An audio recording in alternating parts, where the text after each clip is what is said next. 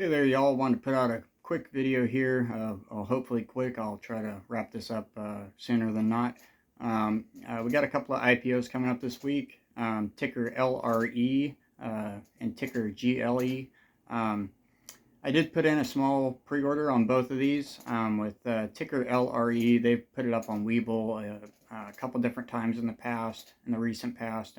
I put in a pre-order each time, and each time they were supposed to go live. It seemed, just prior to them, getting ready to go for it, they decided to cancel at the last minute for whatever reason. Whether, I don't know if they were changing up underwriters or what, but anyhow, ticker LRE. It's a Japan-based company.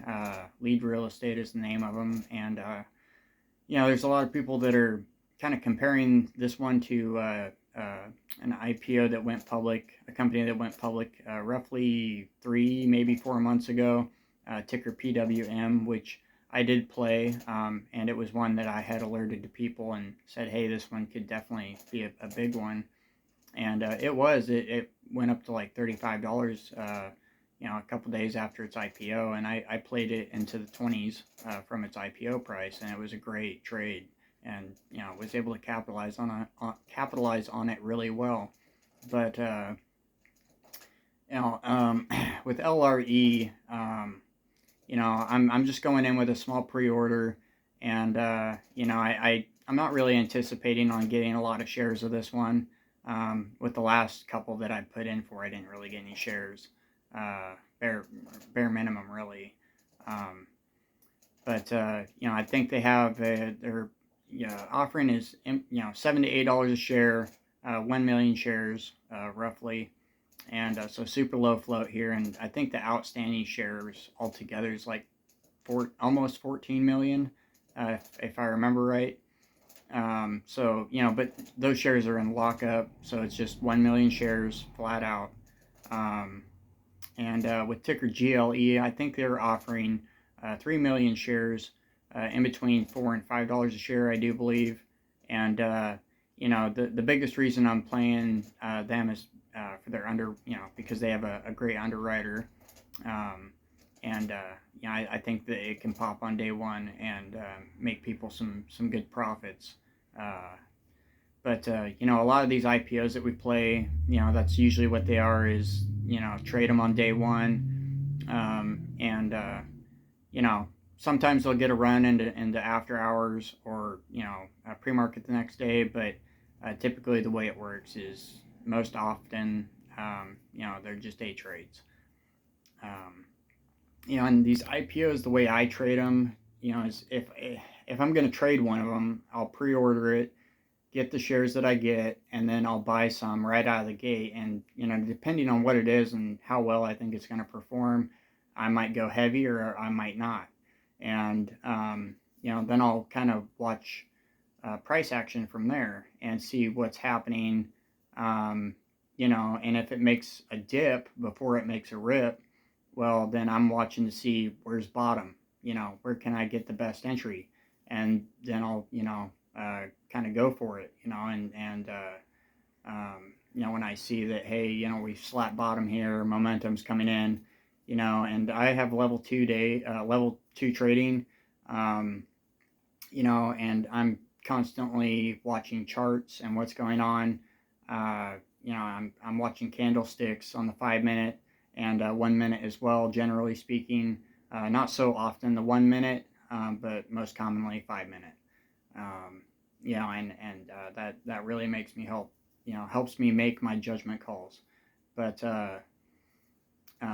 anyhow, with these two this week, I don't know if they're gonna for sure go public this week. We'll see. Not all the paperwork's in, not all the filings are in yet, so we'll kind of see what happens. But they're supposed to go live on the 27th, so day after tomorrow. I guess if you still want to put in a pre-order on either of these, you could go do it right now on Webull.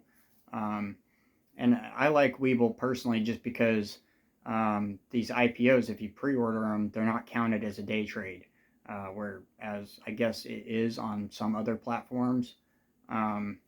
but that's the one of the big reasons I like using them. Now, let's see. I guess a couple other things I should address here is I had a couple of people ask me about stop loss and how to use them, or maybe how I use them. So ultimately, I just kind of want to explain a couple of the most commonly used ones here. Um, you have your regular limit stop loss, and then a trailing stop loss. And with a trailing stop loss, it's pretty simple. Ultimately, um, when you set a stop loss trailing, your stop loss is essentially moving up with the price of a stock. If it's moving higher, it follows that within a range. So say you set a trailing stop loss of 10%. Well, if a stock's moving up, and say it moves up to $8, and from $5, which is a huge move, right? It'd be great. But say it does that, right? And it starts tumbling back down. Well, if you had used a trailing stop loss, um, your stop loss would have moved up with the price action. So say it crashes back down to $7.50. That's just an example here. Not that you would, I'm not saying you should do that, but because I'm not a financial advisor here, just a guy that trades. So but say that's the case. Well, you just got stopped out at $7.50, and you didn't really have to pay attention to it. Because say you had other things going on, you were multitasking, you had business to take care of, family stuff going on, or whatever, right? Trailing stop loss is great for somebody that can't constantly be watching the play that they're undertaking. So, if you're, wanting to play it on the safer side, which generally nowadays you really want to do, a trailing stop loss can be beneficial for you if you're, not fully into whatever you're trading for the day, and you can't constantly be paying attention to it.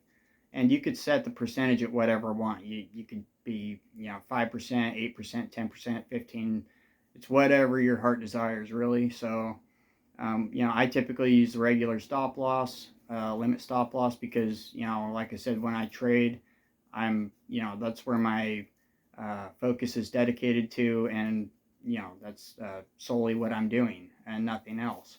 So I'm watching candlesticks and everything else. So say, for example, me using a limit stop loss, say I bought into something at $5 a share and it runs up to say $6.50 a share. Well, generally when a stock hits a top on a run, it's going to hit and then it's going to bounce within a range. Well, I'm going to see that range and I'm going to go, okay, say it hit $6.50, maybe I want to set a stop loss down here at $6, just in case it comes down, I capture those gains. So, and then I'm at the same time, I'm going to be watching the charts and watching the candlesticks and watching volume. Those are the main key things, is watching it. Volume's probably one of the biggest things, really, on top of price action. So, if you have fading volume in something, that's when you want to start looking at, okay, where should I set that stop loss? So I'll set it there at $6, and say, it bounces within that range, and then it decides to make a second run up. Well, say it runs up to $7.50, right? Well, I don't want to leave my stop loss, my original order that I had set at, say, $6 or $6.25. I want to move that stop loss up, right? So I can, capitalize more of those gains. So I'll cancel. You have to manually do it. It's not like a trailing stop loss where it's automatically going to kick it up for you. So, it'll just automatically boot you out and do all the work. You got to manually cancel it out and quickly, put in a new stop loss for, say, $7. That way, if it comes back down from $7 or $7.50, whatever it went up to, you're not watching it squeak back down to, $6 or $6.25 where you had your first stop loss set at. So that's the way I play it anyway. You know, everybody's different with their trading, but I just kind of play the game smart as I can, and like I said, when I'm onto something, I'm watching it nonstop. When I trade a stock, I'm not trading 2 or 3 other stocks at the same time. I'm solely dedicated to that one, and then I might move on to the next if I feel like it. But usually with that one, I can make 30 to 50 to 100%, and or more, just depending. And I don't have to make 2 or 3 or 4 other plays. So some people, they like to just trade for small gains, and that's great. Everybody has their own trading strategies, and different things work for people, and not just one thing is necessarily right for you. So you might use both the regular stop limit, or the trailing stop loss, depending on what you're doing for the day. So say you want to trade the IPO, but you're busy, well, just set that trailing stop loss. And that'll at least get you in so you can make something for the day. Anyhow, I don't want to rant and rave too much too much longer here. Probably sum it up there, but I'm always willing to answer questions, or and I appreciate the subscribers and the people that view. I'm not like a big fancy channel here. I just kind of basically, like the title says here, I'm a hillbilly trading stocks. So if I can give a little bit of advice maybe, or some analysis or whatnot, whatever have you, more than happy to help out. Y'all have a good evening, and I will talk to you later.